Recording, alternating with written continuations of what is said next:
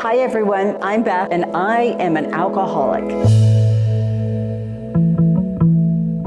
And you know what? I've been an alcoholic for 17 years. Actually, that's not true. I've been an alcoholic for much longer than that, but I've been in sobriety for 17 years. I've got a friend who's standing here, and she's in recovery too, by the way. But we're going to do a little rapid fire question and answer of some things that we thought might interest you here on YouTube. So hit me, Sam. How did you forgive yourself? Ooh, that's a great question. That one took some time. You know, I'm glad you asked that. I get a lot of questions about that actually online.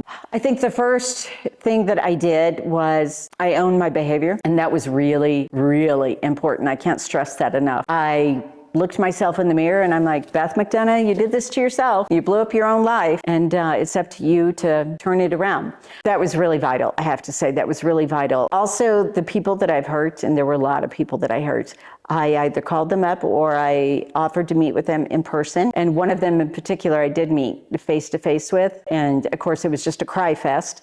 And I bawled my eyes out and I apologized profusely. And I walked away from that with a little skip in my step, because for whatever reason, something inside me clicked with the accountability of going, I am so sorry. I know I did this to you. You didn't do this to me. And I'm really, really sorry. And I'm trying to make it better and trying to pay it forward. And slowly you take one step and the next along those lines. Calling family members. It's calling the boss who fired you. It's calling friends that you said things you don't even remember, but they do. And facing all of that. You really have to face it. You know, I have a lot of people who also reach out to me and they're like, I don't want anyone to know. And I'm like, that's the worst thing you can do to yourself.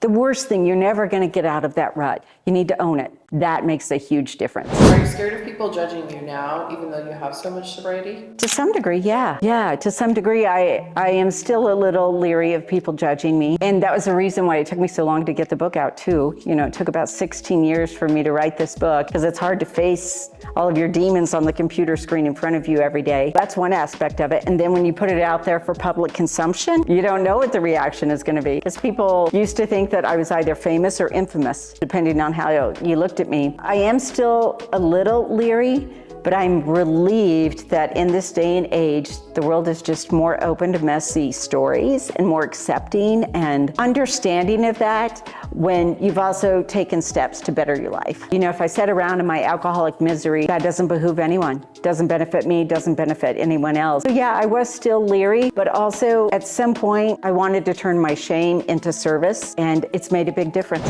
How do you deal with people that are still drinking? Is it hard to go to functions where there's a lot of alcohol, or alcohol is the center of attention? Early on, yes. It was really hard to go to functions, and I just wouldn't go to parties if I'd been invited. Now, mind you, I lost a lot of friends along the way early on. And people think they're being nice. I remember going out to eat with a friend, and he had ordered a beer, and he asked me if I wanted a sip. And I was just horrified, you know, like, no, you might be able to drink responsibly, but I can't. I don't have an off switch. I don't know how to quit. So early on in sobriety, I avoided all of that. Like all the triggers that were going to set me off, I just cut them out of my life because I had to. And I had to just focus on myself, work my program and work the steps. So now, many years later, mind you, thank goodness the obsession for drinking has been lifted. I still crave sugar though. I can't deny that. But now I'm pretty comfortable and grounded in my sobriety that I don't have a problem going out to restaurants or being around people or going to holiday parties or doing festive things or 4th of July, New Year's. It just doesn't faze me when people pop the cork on the champagne anymore,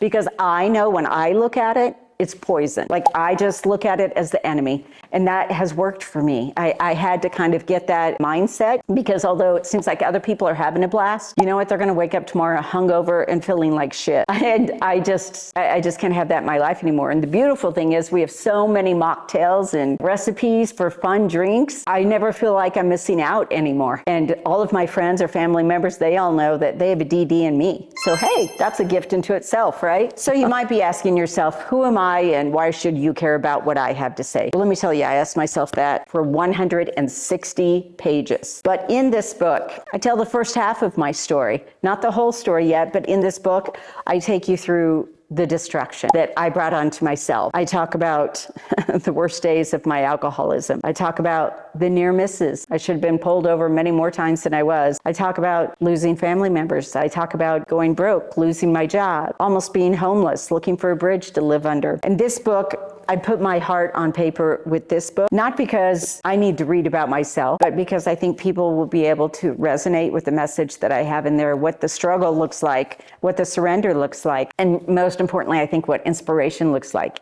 And that's really what I'm trying to drive home with it, is to inspire you. Let's start this new year living clean, right? I mean, there's November, the November challenge. I don't think we've come up with anything for December. And then there's dry January, right? So let's take the challenge. Let's give this holiday season a shot by not drinking. That'd be different. Hey, to that end, you're looking for a stocking stuffer? Maybe you're looking for a gift? Why not buy this book for yourself, for other people in your life, as a gift for someone else? You can even donate some of the books if you want, right? Let's pass this message forward. Where can you get my book? People have asked that. So where can you get my book? People have asked me that. They see it everywhere online. And let me tell you where you can get it. Barnes & Noble, Amazon, Kindle. It's available anywhere online. Go into your local bookstore. It'll be there as well. Or you can even contact me on social media, and I can make sure that a book gets to you. Let's get this book in the right hands for the people who need it.